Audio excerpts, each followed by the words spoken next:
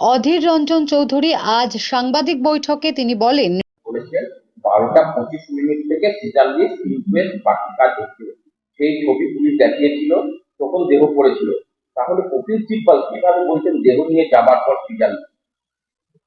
যিনি ইন্দিরা মুখার্জি, তিনি এক কথা বলছেন যে 12:25 সময়।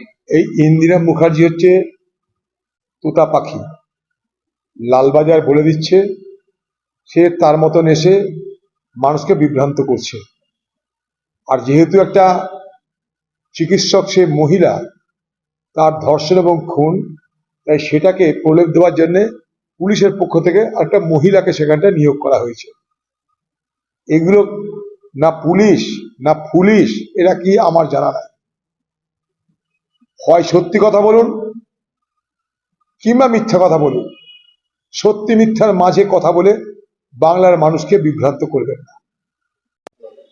করবেই তো, একটা না হাজারটা প্রশ্ন তো আছেই। যারা তদন্তকারী তারা জানে, কোর্ট জানে, মানুষ জানে, দেখছে। আমরা চাইছি যে এই টোটাল যে জালটা, সেই জালটাকে ভেদ করা হোক এবং এই স্বাস্থ্য ভবন, স্বাস্থ্য দপ্তর, বাংলার বিভিন্ন দপ্তর যে সমস্ত অপরাধ আমরা একের পর এক দেখে চলেছি, একটা অপরাধকে আরেকটা অপরাধ টক্কর দিচ্ছে।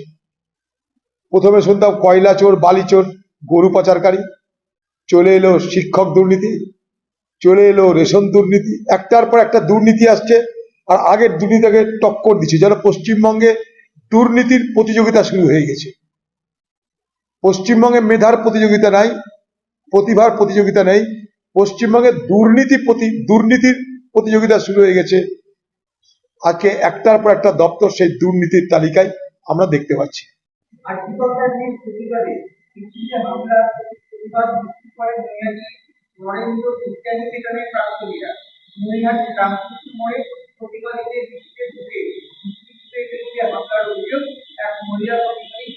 এই যে সরকার আর এই সরকারের যে দল তৃণমূল, তারা যে প্রকৃত অর্থে বাংলার মানুষের কথা শুনতে চায় না, বাংলার মা বোনেদের কথা শুনতে চায় না, বাংলার মা বোনেদের প্রতিবাদ আজকে তাদেরকে বিদ্ধ করছে, তার জবাব দিতে না পেরে প্রতিহিংসা রাজনীতি তারা শুরু করে দিয়েছে।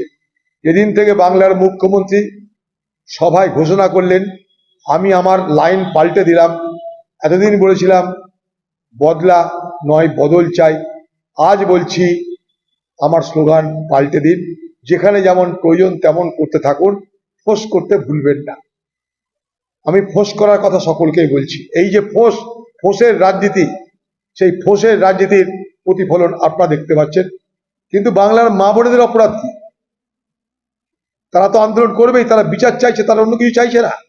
তারা আপনার কাছে চাকরি চাইছে না, তারা আপনার কাছে 100 দিনের কাজ চাইছে না, তারা আপনার কাছে রেশন চাইছে না, তারা বাংলার একজন নারী চিকিৎসক, তার ধর্ষণ এবং খুনের বিচার চাইছে। আপনি তাহলে বলুন যে আপনি বিচার চান না, এবং যারা বিচার চাই আপনি তাদের বিরোধিতা করবেন। খোলা মনে বলে দিন, আপনাদের গুন্ডাদেরকে ব্যবহার করছেন কেন? চারটে ক্লিপিং পাওয়া গেছে সিসিটিভিতে।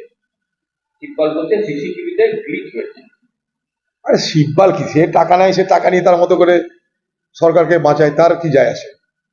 তাদের কোনো মানবিকতাও নাই, তাদের কোনো কিছু নেই। তারা টাকার বিনিময়ে মিথ্যা সত্যি বলবে মানুষকে। কপিল সিব্বল এইরকমই, তারা যে কোনো কেসে তাকে পাবেন, আপনারা শুধু পয়সা দিতে হবে। Bureau report, D Bangla news. সব খবর সবার আগে পেতে আমাদের চ্যানেলটি সাবস্ক্রাইব করুন এবং পাশে থাকা বেল আইকনটিতে ক্লিক করুন, লাইক ও শেয়ার করুন।